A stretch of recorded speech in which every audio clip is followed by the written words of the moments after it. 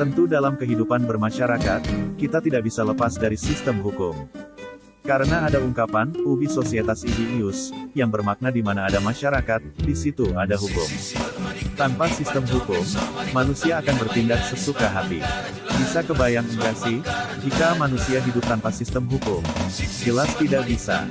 Freud menjelaskan, bahwa sistem hukum ialah suatu rangkaian kesatuan peraturan-peraturan hukum yang disusun secara tertib menurut asas-asasnya. Seperti pengertian-pengertian hukum mempunyai unsur-unsur dari peraturan-peraturan hukum, maka unsur-unsur dari peraturan-peraturan hukum ini merupakan unsur-unsur dari sistem hukum. Kalau kita ambil kesimpulan dari Freud, maka sistem hukum ialah sistem yang memuat tatanan-tatanan teratur dari aturan-aturan hidup.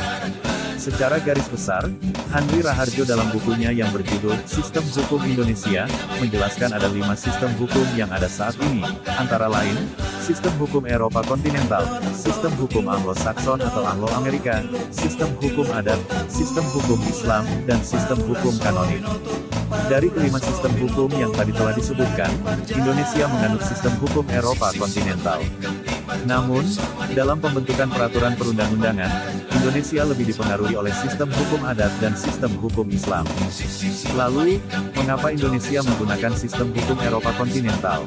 Setidaknya, ada 3 alasan yang membuat Indonesia menggunakan sistem hukum ini. Antara lain, Indonesia menggunakan kodifikasi hukum seperti Kitab Undang-Undang Hukum Pidana atau KUHP.